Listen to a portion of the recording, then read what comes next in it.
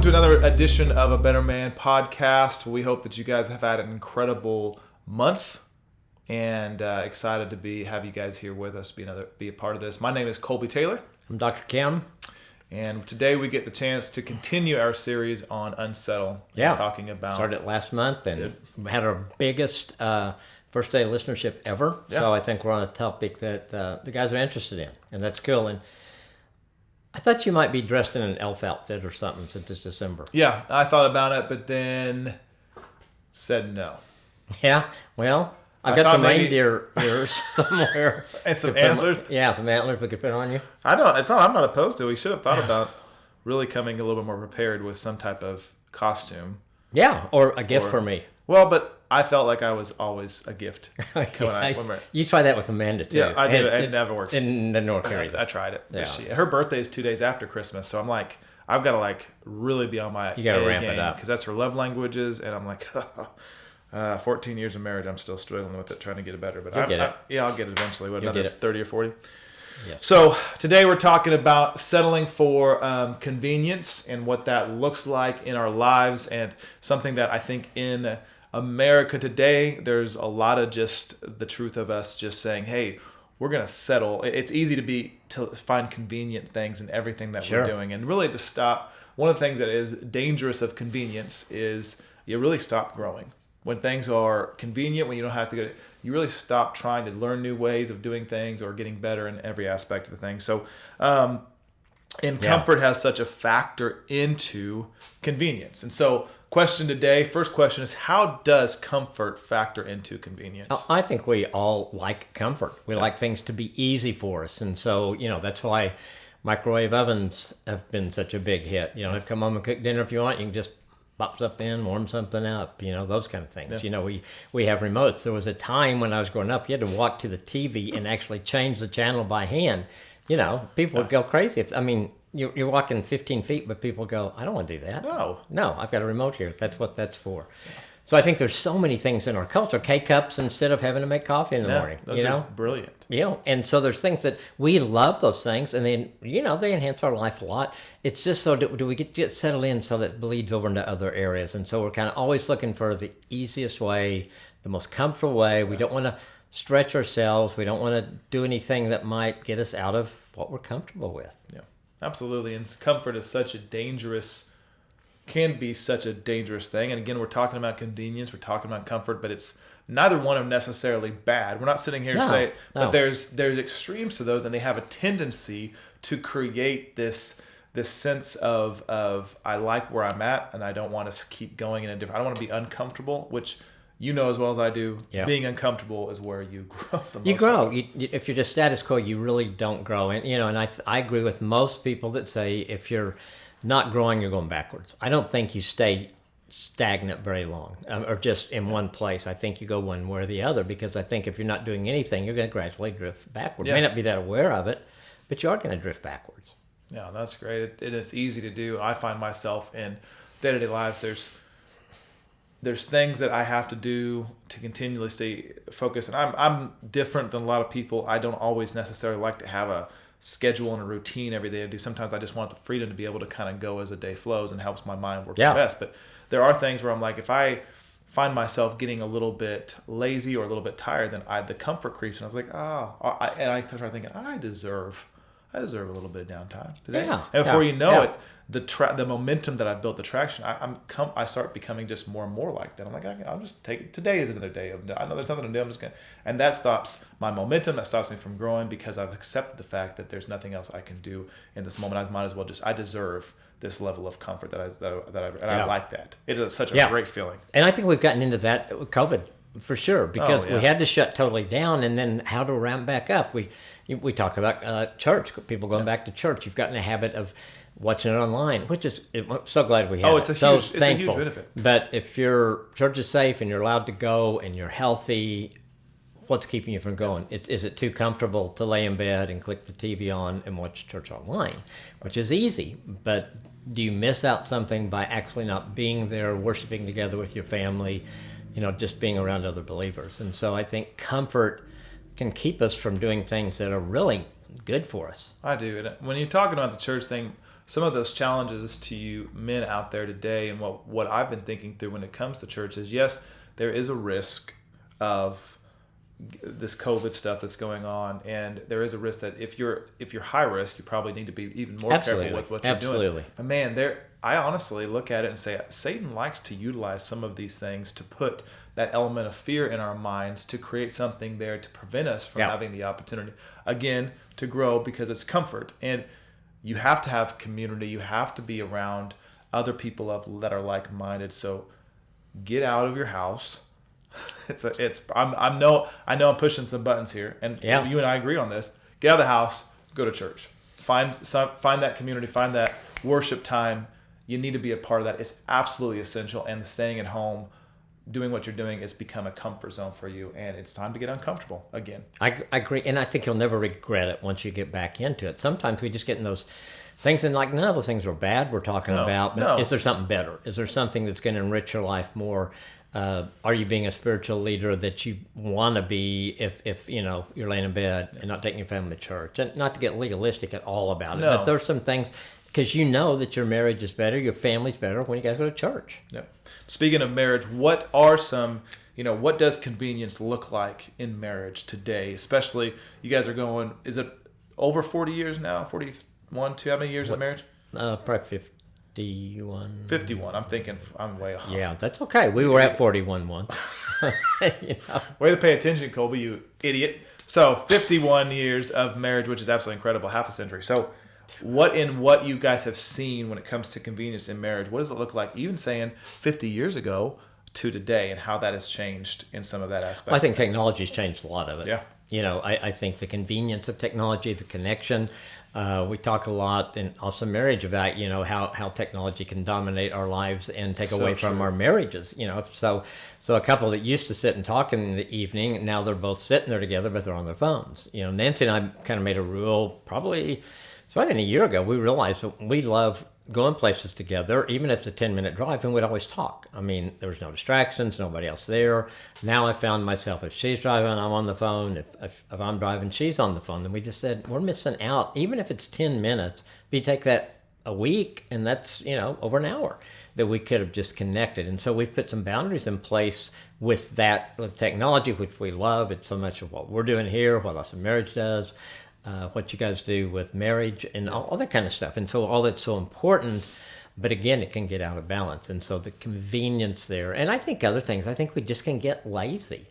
You can have in your home everything you want or need or technology. And so maybe you don't take your wife out on a date as much, or it's just easier to stay at home and those kind of things. So I think there's a lot of things that we kind of can get in some habits. I think I was talking to somebody about this the other day. If you took 2007, we had first iPhone comes out.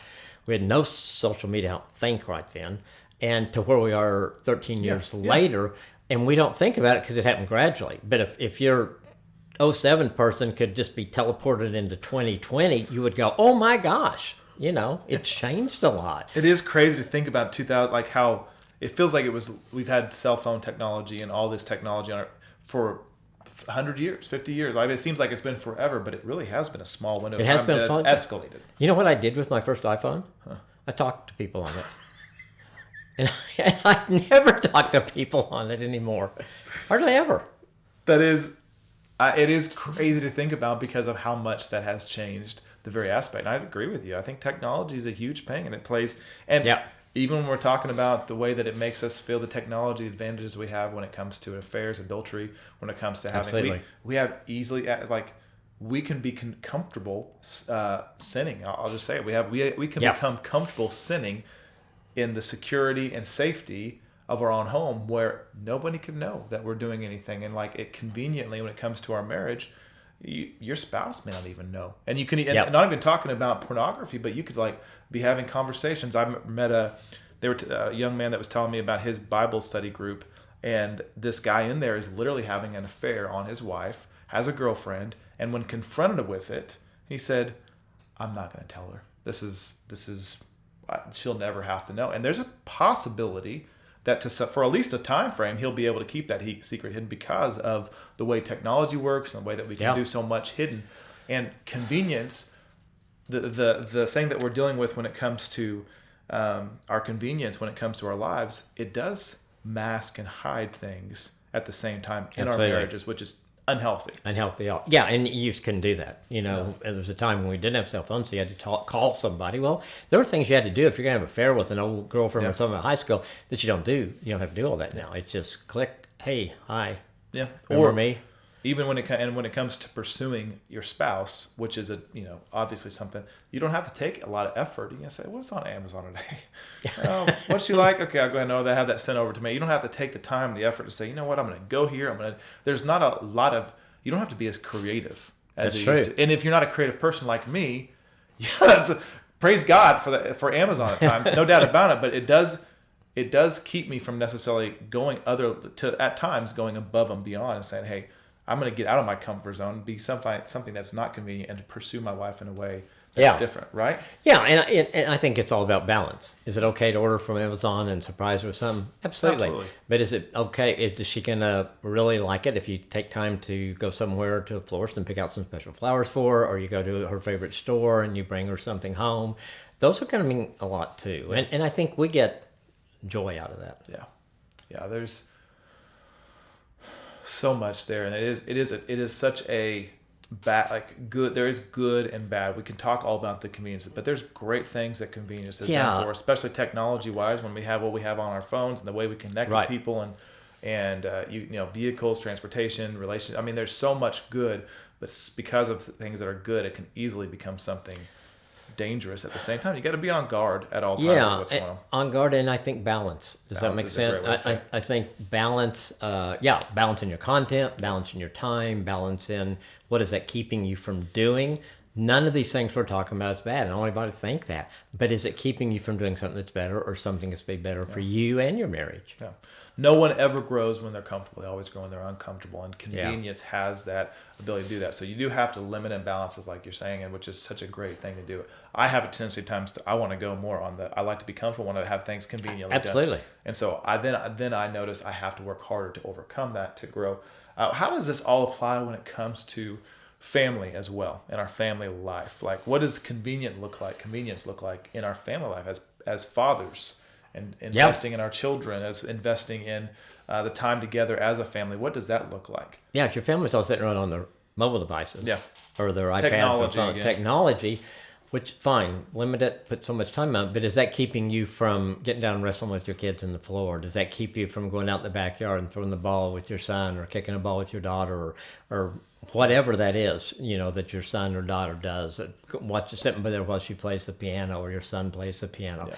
Is that keeping you from doing those? That's where I think it takes away from the family, and you don't have that face-to-face connection. Is some of that okay? Sure it is. Yeah. But there's nothing like, throwing the ball with your kid, and all of a sudden you throw him a hard kind of ball and he catches it for the first time, and you celebrate that together. Or your daughter or whoever it is that's doing the piano, and they nails that song for the first time, and you're there to see it. Yeah. I mean, instead of, "Daddy, I did that." No, you were right there. So I think you don't want to miss those kind of things that are just like once in a lifetime opportunities. Yeah, and not only. And I was thinking of today. There was a time here recently where my son, one of them he starts getting, say, his stomach hurts or whatever for what, and usually it's dealt with anxiety, everything you're dealing with it. And my wife said, "Hey, you know what? Just take him today to get donuts and spend some time with him." And I wish I could tell you as a father that I'm doing an excellent job of spending one-on-one time with my children. I don't necessarily always do that. It's always something I'm working with, because I like, and some of it's got to do with convenience, some of it's got to do with what we have to do. But I went and spent time with him one-on-one, and that was such a blessing. Like, I could tell that it fueled him and it fed him at the same time and gave him things. But the convenient side of everything is saying, "Hey, you got stuff going on. It's convenient to not pursue your children and have family time with them. It's convenient not to sit down as a family around a table and eat dinner, just have it ordered in and bring food home and do, which is fine. But if you're not stopping, convenience says don't stop. Convenience says don't focus on the things. Don't try to spend some quality time with your family, because the more convenient thing is turn on the movie, go out to eat, go bring food in. Everybody has sports going on all over the place like that. It's not convenient to spend time as a family. And that is, I believe, something that we're settling for, is the I think it's so good. Absolutely. Connection stuff. And I think, You never, I think I've heard my pastor, I've heard other pastors say they've never sat by somebody at their deathbed that says, I wish I'd spent more time at the office. I wish I'd spent more time, making money. No, it's always, I wish I'd spent more time with my family. And I don't want to be that person. I want to be there thinking, I love the time I spent with my family. And I'm so blessed that I had them and spent time with them. So true. I had a guy for fun for my kids, the young ones, I'll take them to stores because they can, especially with Christmas stuff up, they'll go and look around and it kills time, and it doesn't kill them, it kills time.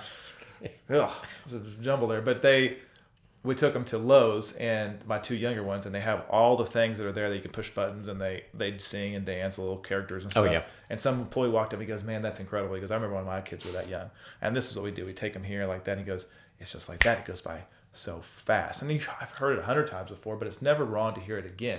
And the convenience of our life says, don't slow down. The convenience says, keep pushing, keep going faster, keep moving harder, and don't focus on the small things. And you won't regret any of it. But what we don't want to settle for is that comfort saying, no, you slow down. It's great to slow down at times and invest in your kids, invest in your family, spiritually, emotionally, everything, to really have that connection. And it's absolutely important. But you don't get that because it's uncomfortable at times. It's uncomfortable at times. I think some of us got in. I've heard some guys say, because of COVID, I couldn't travel with my job, stuff like that, and they got a glimpse of what it means to spend more time with their kids. And I know 2 or 3 people for sure they're getting ready to change some things, and awesome. Where they can spend more time. And I get. And then there's the other side. We got locked up together. We probably were about to kill each other. Yeah. But I think there were a lot of great things that came out of just being there and our kids having access to us that way. Absolutely. And you can see just create more of that, yeah. Oh, and you can see what's happening because of it so many times. Absolutely.